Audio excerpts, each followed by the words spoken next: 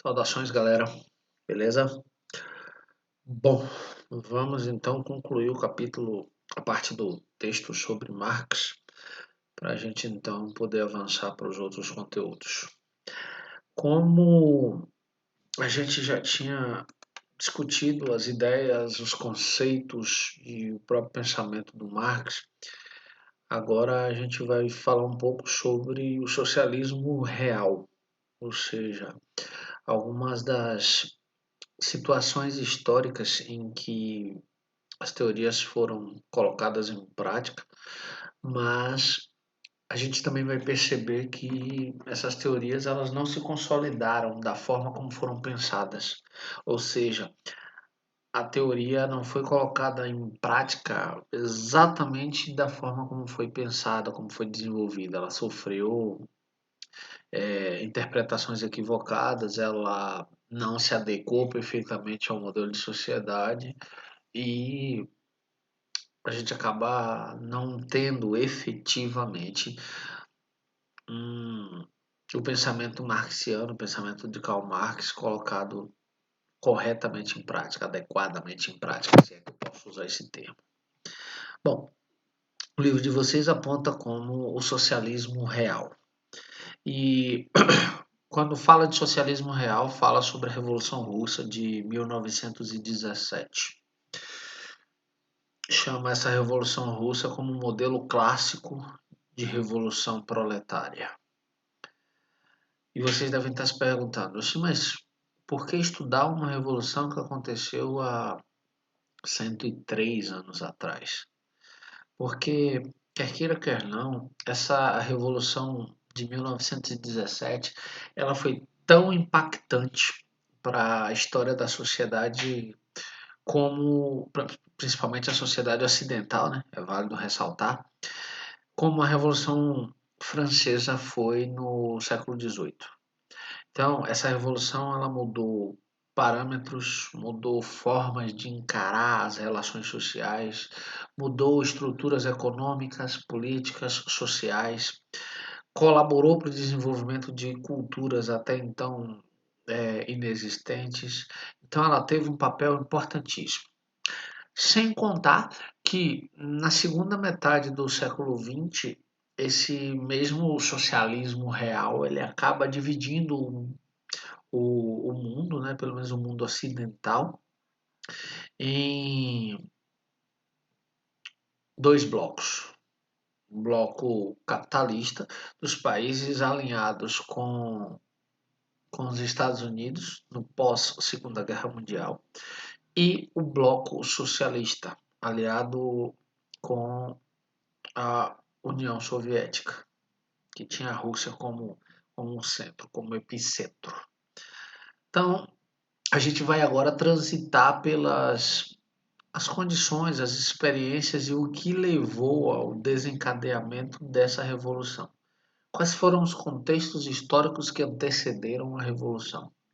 Bom, primeiro ponto, eu acho que fundamental para a gente partir é, por mais que o livro de vocês coloque como um modelo de revolução proletária, ela não é efetivamente esse modelo de revolução.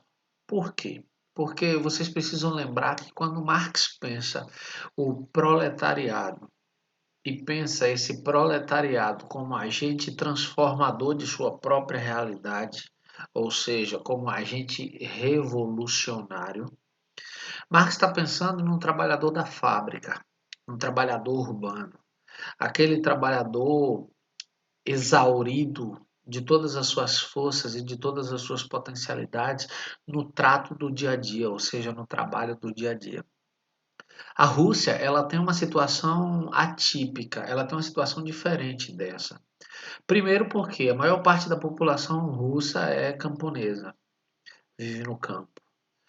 Segundo porque a Rússia vive nesse contexto pré-revolucionário ali última década do século anterior, do século XIX e primeira década do século XX, ela vive o surgimento de um processo de industrialização que pode ser considerado tardio, já que a Europa Ocidental e a Rússia está no meio do caminho, né, entre a Europa Ocidental, entre o mundo ocidental e a Ásia. Então, esse processo de industrialização, de urbanização, ele é tardio na Rússia. Então, essas ideias de revolução, essas ideias de socialismo que já estavam sendo discutidas na Europa Ocidental há muito tempo, no centro da Europa, eles começam a chegar muito depois na Rússia. Mas a Rússia apresentava, dentro do seu contexto histórico, todo o clima, todo o contexto necessário para a implementação de uma revolução. Porque por mais que a gente ache interessante a ideia de que ideais, que pensamentos possam por si só transformar a sociedade, quer queira, quer não, as pessoas só vão para a luta, as pessoas só batem de frente com o sistema quando suas próprias vidas estão ameaçadas num nível muito alto. É o que acontece aqui. As pessoas estavam sendo exploradas, os índices inflacionários, ou seja, a inflação corroía os salários de forma impiedosa. Não havia oportunidade de emprego para todas as pessoas. A Rússia ela vinha sendo governada há muito tempo por czares. Aqui, nesse contexto, era o governo do Nicolau II, um governo aristocrático, um governo que, junto com uma pequena burguesia ali e com o clero, detinham a maior parte das terras da Rússia. Um governo que ostentava uma riqueza e um poder muito grande, mas não se incomodava em nada com a população que morria à míngua de fome, de frio, por falta de trabalho, por falta de oportunidade. Então, o cenário estava posto. Bastava apenas uma fagulha para que essa situação toda explodisse. E essa fagulha, essa necessidade para a revolução estava calcada, estava alicerçada, estava dependente apenas de grandes líderes, de pessoas que fossem capazes de enxergar o contexto e apontar uma direção. E esses grandes líderes, eles acabam surgindo ali no final do século XIX, a partir da última década de 1890 e início do século XX. Três nomes se destacam entre esses líderes. O Kerensky, que é um menchevique, e o Lenin e o Trotsky, que são bolcheviques. Bom, esses sujeitos eles começam a movimentar o cenário da Rússia naquele contexto. A Rússia está envolvida na Primeira Guerra Mundial, conflito ali que começa em 1914, termina em 1918. Manda uma gama muito grande, uma quantidade muito grande de soldados para o conflito. Quem fica no território russo precisa agora trabalhar ainda mais para suprir as necessidades desse exército russo. E as estruturas, tanto as fábricas quanto o campo, para a produção das riquezas necessárias para a manutenção do país, elas estão desfocadas, porque foram 13 milhões de homens enviados para o conflito. 13 milhões de pessoas que foram mandadas para o conflito.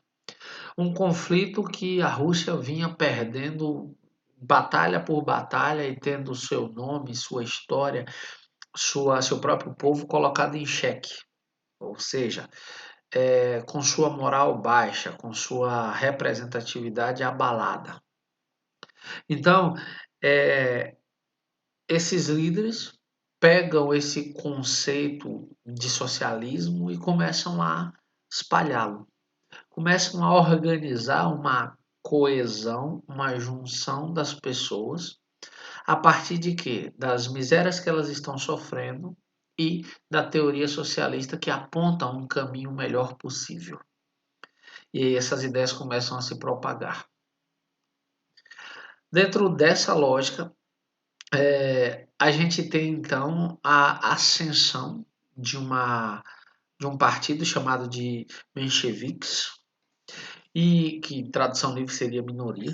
Esses mencheviques, eles vão seguir o curso do que está se desenrolando na Rússia naquele contexto.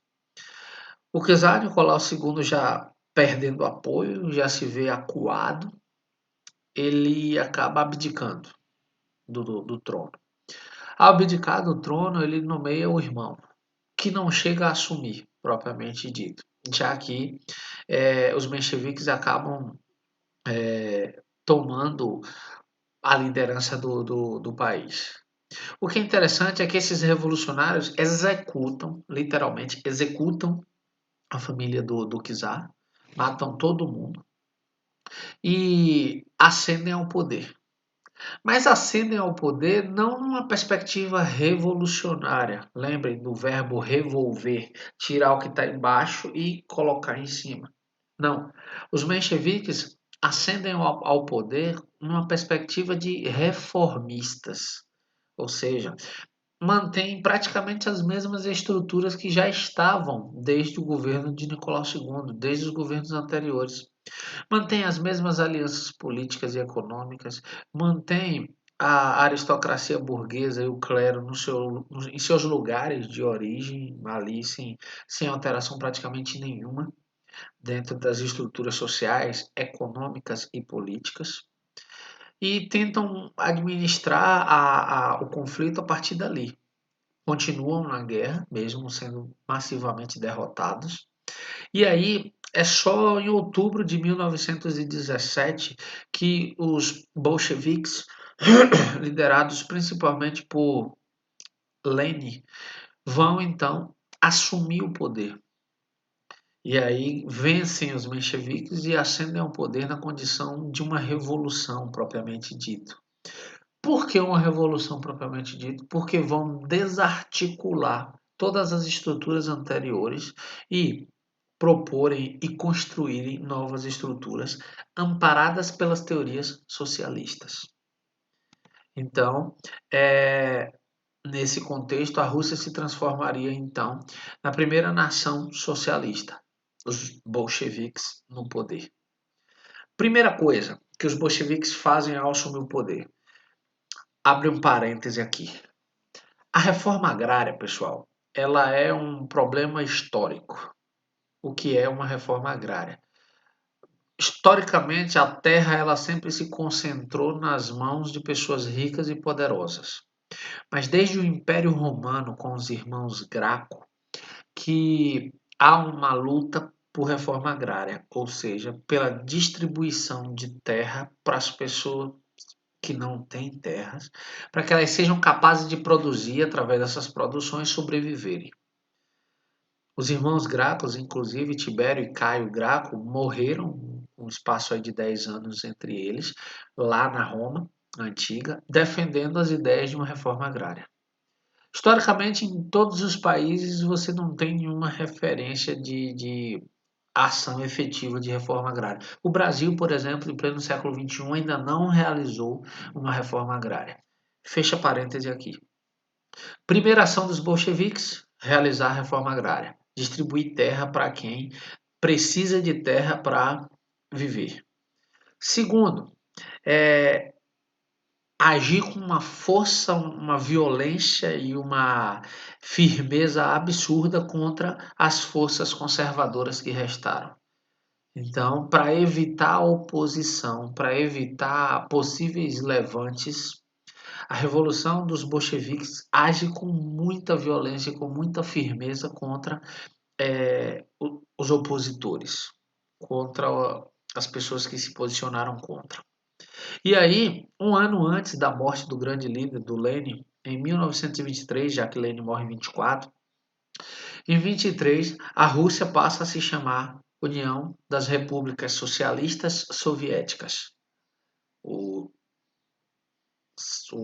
A sigla, né? URSS.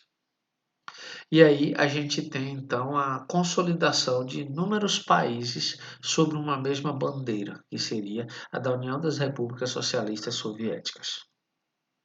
Bom, você tem a morte de Lenin em 24, você tem, logo após a morte de Lenin, a ascensão de Joseph Stalin ao poder, e ele vai perseguir de forma quase louca, para não dizer louca mesmo, seus inimigos, inclusive os inimigos imaginários. Trotsky, que tinha sido um elemento importantíssimo no processo revolucionário, foge da Rússia, ameaçado de morte por Stalin, caçado por Stalin, e vai ser assassinado no México, a mando de Stalin. Então percebam que Stalin vai então governar com mãos de ferro. Vai inclusive estar à frente da União Soviética durante o período da Segunda Guerra Mundial. Quando, após esse conflito mundial, a gente tem então a consolidação do que eu havia falado lá no início da aula, de dois blocos econômicos. Um, liderados pela União Soviética, que representam o bloco socialista, e o outro, o bloco capitalista, liderado, capitaneado pelos Estados Unidos. Esses dois blocos eles vão permanecer numa guerra chamada Guerra Fria, que é uma guerra que não partiu efetivamente para o conflito propriamente dito, mas esteve ali numa guerra ideológica, numa guerra de propaganda, numa guerra de desenvolvimento tecnológico, uma corrida permanente para demonstrar para o mundo qual era o modelo mais eficiente de sociedade. E aí, óbvio que outros lugares se permitiram sofrer a influência desse modelo, principalmente do modelo soviético. Aqui, próximo da gente, no continente americano, a gente tem Cuba, que fez sua revolução em 1959 e que, a partir daí, teve um apoio socialista por parte da União Soviética. A gente tem a China, que também se tornou soviética. A gente tem a Coreia do Norte, que também se tornou soviética, que também se tornou socialista, vamos dizer assim, nos ideais, na prática. Só que, infelizmente, ou felizmente, não se sabe, a gente nunca vai saber, esse modelo de sociedade proposto pela União Soviética, ele não vigorou. Por quê? Porque muitos foram os problemas. Primeiro, a produção, a diminuição absurda da produtividade, a diminuição de produções tecnológicas, uma dificuldade de produção que fosse possível concorrer com o que o mundo capitalismo vinha promovendo. Então, no fim das contas, as estruturas soviéticas começaram a ruir de dentro. As estruturas soviéticas começaram a não se tornarem mais, a não se manterem mais, melhor dizendo, sustentáveis. Então a gente começa a assistir a uma desintegração da União Soviética. E aí, em 1985, o líder soviético Mikhail Gorbachev vai começar a implementar algumas ações.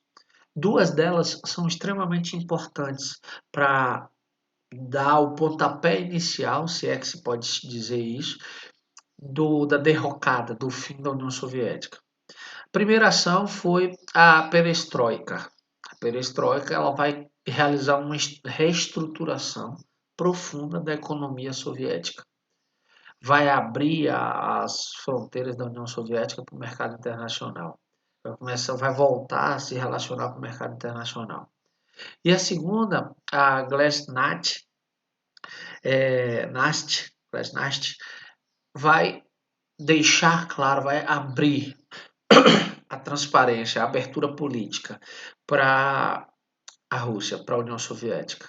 Então, a Rússia começa a construir um governo transparente, um governo que fala sobre as suas estruturas, fala sobre sua política, fala sobre sua economia. E aí você tem, então, uma abertura até então impensada da União Soviética para o resto do mundo, principalmente para o resto do mundo capitalista. E, por fim, em 1989, o Pacto de Varsóvia, que era a parte militarizada da União Soviética, firmada nesse pacto, das forças militares que ofereceriam proteção para a União Soviética, ele é então desintegrado.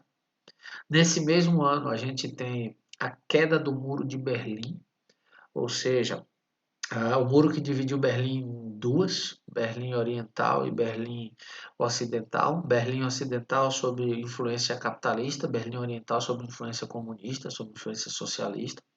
O muro também cai em 89, então chega ao fim a Guerra Fria e o conflito entre mundo socialista e mundo capitalista.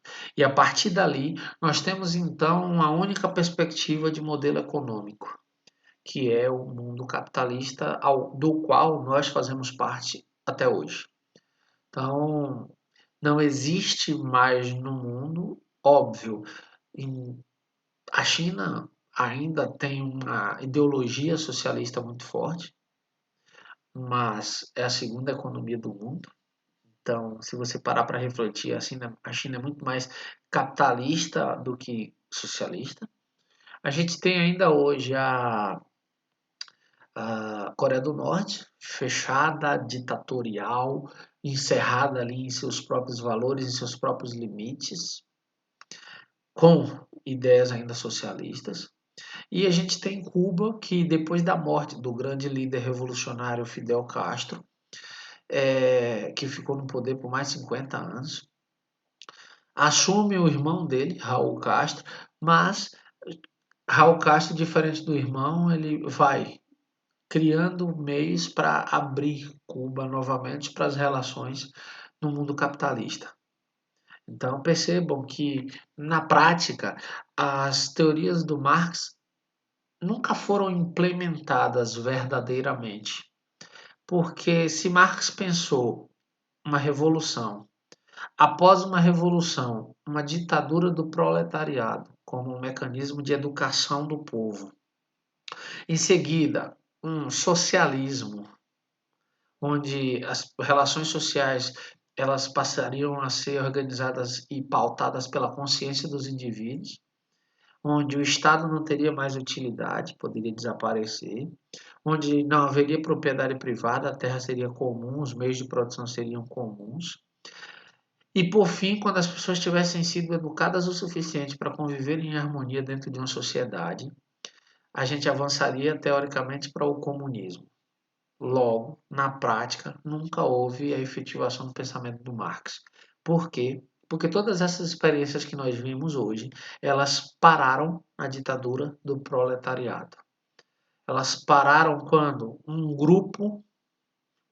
homem centralizou o poder em suas mãos e, corrompido por esse poder, não avançou para as etapas seguintes, onde precisaria abrir mão desse poder e distribuí-lo com o povo.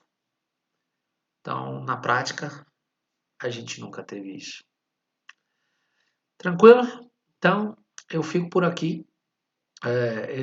Com essa aula de hoje, a gente conclui a terceira parte, o conteúdo do Marx, e vai avançar nas próximas aulas para o pensamento do Max Weber, outro clássico da sociologia.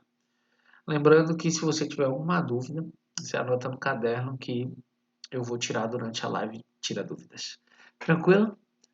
Então, forte abraço e tchau, tchau.